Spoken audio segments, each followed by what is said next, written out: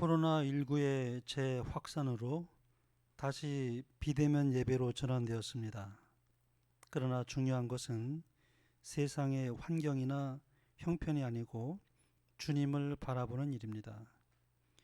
세상 돌아가는 것은 하나님께서 허락하시는 섭리라고 볼 때 우리는 이러한 상황에서 너무 염려하지 말고 슬기롭게 대처해 나가는 지혜가 필요하다고 생각합니다. 이러한 일을 통해서 우리 수목원 믿음의 가족들은 하나님께 더욱 가까이 나아가게 되는 전화위복의 기회가 되기를 기원합니다. 죄의 확진자로 죽었어야 할 저희 모두를 용서하시고 십자가의 피로 깨끗게 하사 완치되게 하신 하나님께 감사드리며 아직도 용서받지 못한 죄의 바이러스 확진자들에게 성령께서 역사하사 많은 사람들이 하나님께로 돌이키는 선한 기회가 되기를 기도드립니다. 오늘 저는 여러분과 함께 율법과 복음의 조화라는 제목으로 말씀의 은혜를 나누고자 합니다. 성경에는 서로 충돌되는 것 같이 보이는 성경 구절이 여럿 있습니다. 그 중에 하나가 율법 준수의 문제입니다. 사람이 과연 하나님의 율법을 지킬 수 있는가? 한쪽은 지킬 수 있다. 그러고 또 한쪽에서는 지킬 수 없다. 라고 말합니다. 이 문제가 많은 논란이 되고 있습니다. 지킬 수 있다라고 말하면 율법주의자로 오해를 받고 또 지킬 수 없다라고 말하면 무법주의로 오해를 받습니다. 무엇이 옳을까요? 우리는 성경에 대한 균형진 이해가 필요합니다. 정답은 율법을 지킬 수 있다도 맞고 율법을 지킬 수 없다도 맞습니다. 왜냐하면 둘 다 하나님의 말씀이기 때문에 그렇습니다. 이제부터 나오는 성경절은 율법 준수가 가능한 것에 관련된 말씀입니다. 로마서 2장 13절입니다. 하나님 앞에서는 율법을 듣는 자가 의인이 아니요 오직 율법을 행하는 자라야 의롭다 하심을 얻으리니. 또 계시록 14장 12절입니다. 성도들의 인내가 여기 있나니 저희는 하나님의 계명과 예수 믿음을 지키는 자니라. 대표적으로 두 성경절을 제시했지만 그 외에도 많은 성경 구절이 있습니다. 이제부터 나오는 성경 구절은 율법 준수가 불가능한 것에 관련된 말씀입니다. 로마서 3장 20절입니다. 그러므로 율법의 행위로 그의 앞에 의롭다 하심을 얻을 육체가 없나니 율법으로는 죄를 깨달음이니라. 또 갈라디아서 5장 4절입니다. 율법 안에서 의롭다함을 얻으려 하는 너희는 그리스도에게서 끊어지고 은혜에서 떨어진 자로다. 또 로마서 8장 7절입니다. 육신의 생각은 하나님과 원수가 되나니 이는 하나님의 법에 굴복치 아니할 뿐 아니라 할 수도 없습니다. 성경은 왜 이렇게 우리를 혼란스럽게 하는 것처럼 보일까요? 우리가 성경을 그 말씀하는 배경과 뜻을 오해하면 성경이 의미하는 그 방향과는 전혀 다른 길로 갈 수가 있습니다. 성경이 이렇게 율법 준수에 대해서 서로 상충되는 것 같이 보이는 이유가 무엇인가? 하나님의 율법은 하나지만 그 율법의 저촉을 받는 대상은 다를 수가 있기 때문에 그렇습니다. 다시 말하면 율법을 지킬 수 있는 사람이 있고 율법을 지킬 수 없는 사람이 있습니다. 그러면 어떤 사람은 율법을 지킬 수가 있고 또 어떤 사람은 율법을 지킬 수가 없을까요? 먼저 율법을 지키기 위해서는 율법이 무엇인지를 알아야 할 것입니다. 율법을 모르면 율법을 지킬 수가 없죠. 로마서 7장 12절입니다. 이로보건대 율법도 거룩하며 계명도 거룩하며 의로우며 선하도다. 율법은 하나님의 품성과 하나님의 뜻의 표현입니다. 율법은 인간에게 하나님의 본성이 어떠한지를 우리에게 보여줍니다. 그래서 대쟁투 434페이지에 보면 하나님의 율법은 하나님의 뜻의 계시요 그분의 품성의 사본이다 그렇게 말했습니다. 그런데 하나님만큼이나 거룩하며 의로운 율법을 지킬 수 있는 사람이 과연 이 세상에 있을까요?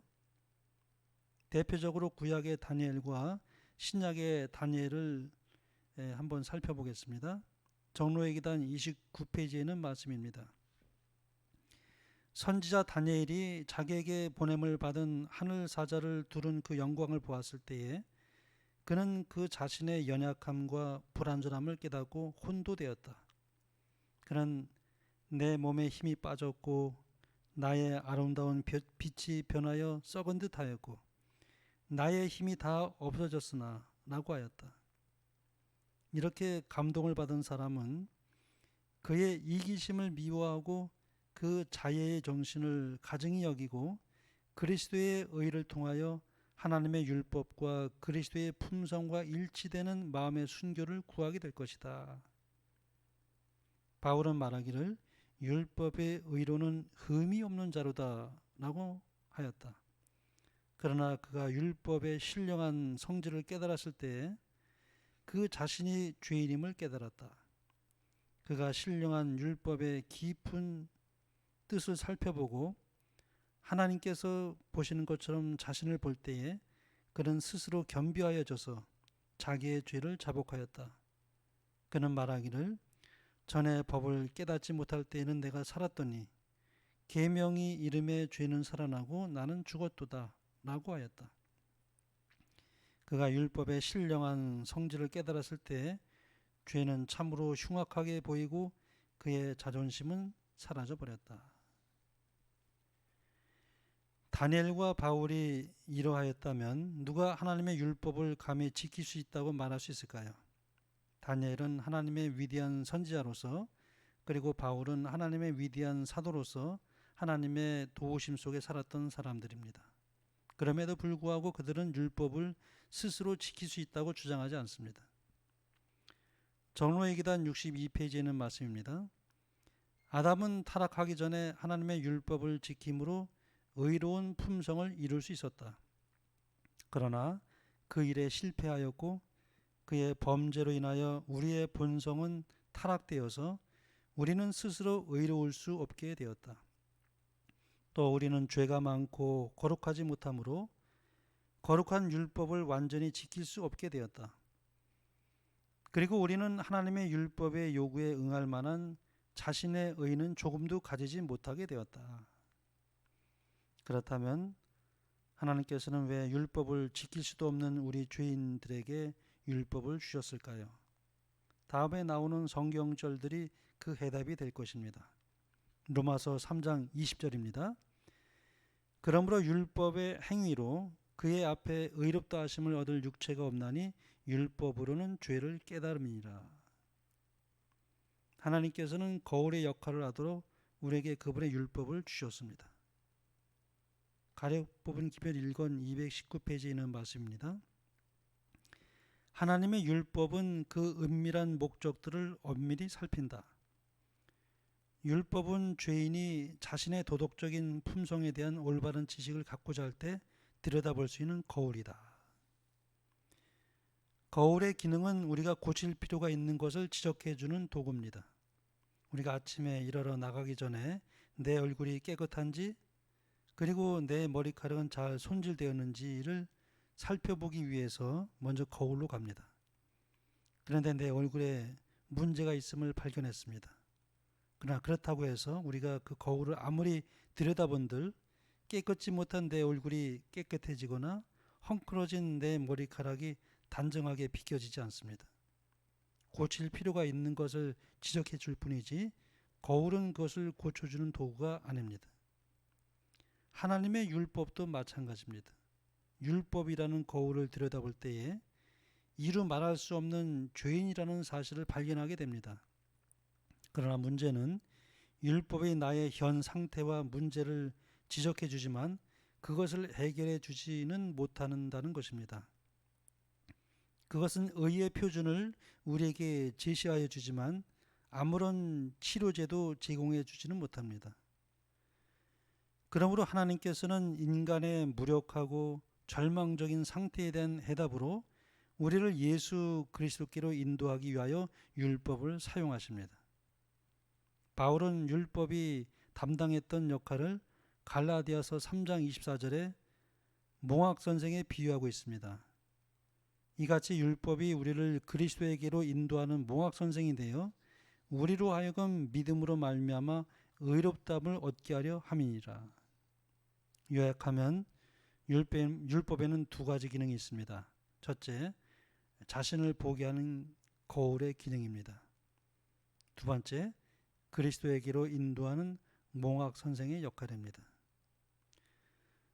성경은 남은 무리의 특징을 저희는 하나님의 계명과 예수 믿음을 지키는 자니라고 말씀하고 있습니다. 이 계명과 믿음, 이 둘은 뗄래야 뗄 수 없는 불가분리의 관계입니다. 사실 하늘은 하나님의 율법을 지키는 자들만이 사는 곳입니다. 정로의 계단 62페이지는 말씀입니다. 영생을 얻는 조건은 지금도 옛날 에덴 낙원에서 우리의 시조가 타락하기 전과 똑같으니 곧 하나님의 율법을 온전히 순종하는 완전한 의가 요구된다.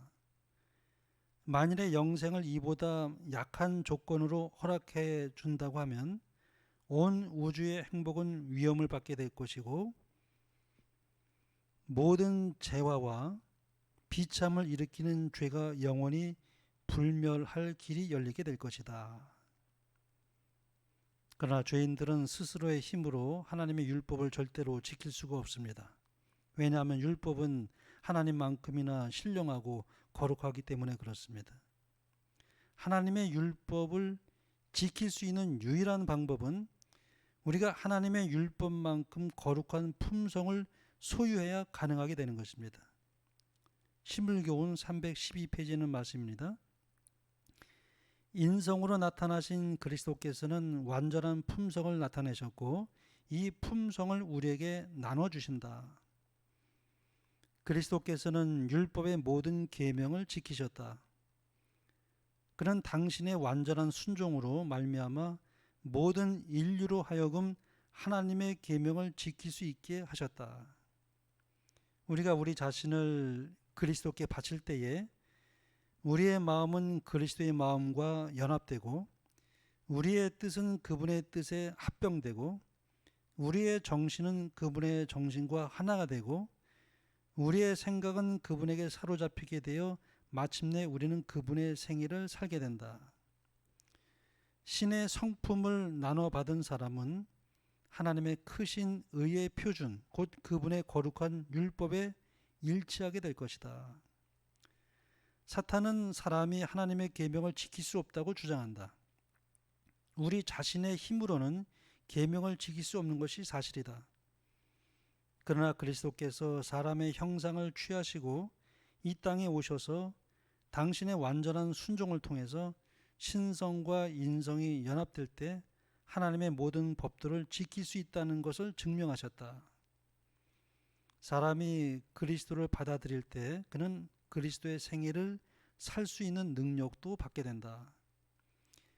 그리스도의 지상생애는 하나님의 율법의 완전한 표현이므로 하나님의 자녀라고 주장하는 자들이 그리스도와 같은 품성을 갖게 될 때 하나님의 계명을 순종할 수 있게 될 것이다. 그러므로 율법을 주신 목적은 죄인들이 자기 스스로의 힘으로 지키라고 주신 것이 아닙니다. 율법은 죄인이 자기 힘으로는 절대로 지킬 수 없기 때문에 율법을 지킬 수 있는 의인이 먼저 되어야만 가능한 것입니다. 율법을 지킬 수 있는 의인이 된다는 것은 거듭남을 통해서만 가능합니다. 거듭난 사람은 율법의 모든 요구를 충족시킨 그리스도의 의를 소유한 사람들입니다. 시대의 소망 762페이지에 말씀입니다. 율법은 의, 즉 의로운 생애, 완전한 품성을 요구하지만 인류는 그 요구에 미칠 수 없다. 인류는 하나님의 거룩한 율법의 요구를 충족시킬 수 없다. 그러나 그리스도께서는 인간으로서 지상에 오셔서 거룩한 생애를 사시고 완전한 품성을 개발시키셨다. 그리스도께서는 그것을 받고자 하는 모든 자들에게 값없이 선물로 주신다. 예수님께서 선물로 우리에게 주시는 그것은 율법의 요구를 충족시키신 그리스도의 의입니다. 인간의 능력으로는 하나님의 율법을 절대로 지킬 수 없기 때문에 그리스도께서 우리를 대신해서 거룩한 생애를 사시고 하나님의 거룩한 율법의 요구를 충족시키신 그분의 의, 그분의 품성, 그분의 생명을 우리가 먼저 믿음으로 받아야만 합니다. 로마서 10장 4절의 말씀을 보겠습니다. 그리스도는 모든 믿는 자에게 의를 이루기 위하여 율법의 마침이 되시니라. 율법의 마침이 되셨다는 말은 율법의 요구를 그리스도께서 100% 충족시키신 것을 의미합니다. 인류는 하나님의 거룩한 율법을 단 1%도 충족시킬 수 없지만 그리스도께서 자기를 믿는 모든 자에게 의를 이루어 주시기 위하여 율법의 요구 조건을 충족시킴으로 율법의 마침이 되신 것입니다. 따라서 율법의 준수에 대한 바른 이해가 필요합니다. 우리는 대부분 성령의 도우심을 힘입어 율법을 지킬 수 있으라고 생각합니다. 물론 맞습니다. 그렇지만 그 말의 함정에 빠지지 말아야 합니다. 성령의 사역은 율법을 지킬 수 있는 사람을 돕는 것이 아니라 율법을 지킬 수 없는 사람을 돕는 것입니다. 우리가 반드시 기억해야 할 것은 재창조도 창조와 같이 하나님께서 홀로 행하신다는 사실입니다. 그러므로 우리가 하나님과 협력해야 된다는 말은 성령의 도움을 받아 내 힘으로 율법을 지키게 된다는 것이 아니라 성령의 도움으로 나는 죽고 내 안에 예수님만 사시게 한다고 하는 의미입니다. 그러므로 사도 바울은 갈라디아 2장 20절에서 이렇게 고백하였습니다. 내가 그리스도와 함께 십자가에 못 박혔나니 그런즉 이제는 내가 사는 것이 아니요 오직 내 안에 그리스도께서 사시는 것이라. 이 협력이란 말은 예수님께서 홀로 역사를 행하시게 내가 해드리는 것을 말하는 것입니다. 내가 만일 성령과 협력하여 율법을 지키게 되었다면 거기에는 분명 나의 공로가 포함됩니다. 그렇다면 구원은 전적으로 예수님의 공로요 또한 값없는 선물이란 말이 무색해져 버립니다. 정로의 계단 69페이지는 말씀입니다. 많은 사람은 저희 혼자서 무슨 일을 좀 해야 한다는 관념을 가지고 있다. 저희는 죄 사함을 받기 위하여 그리스도를 의지하였으니 이제는 저희 자신의 힘으로 옳은 생애를 살려고 노력한다. 그러나 이러한 노력은 모두 실패될 것이다. 예수님께서 말씀하시기를 나를 떠나서는 너희가 아무것도 할 수 없음이라고 하셨다. 우리가 은혜 가운데 자라나는 것이나 우리의 유용성은 모두 그리스도와 연합하는 여부에 달렸다. 그는 믿음을 주장하실 뿐만 아니라 온전케 하시는 자이시다. 그러므로 예수 그리스도는 우리의 모본이기에 앞서 우리의 대속주가 되심을 분명히 기억해야 합니다. 왜냐하면 예수님의 모본은 대속을 경험한 자에게만 필요하기 때문에 그렇습니다. 그렇다면 율법주의란 무엇인가? 왜 그것이 그토록 문제가 되는가? 이것은 내일 안식일 예배에 계속해서 함께 연구하는 시간을 갖도록 하겠습니다. 기도드리겠습니다. 하늘에 계신 우리 아버지,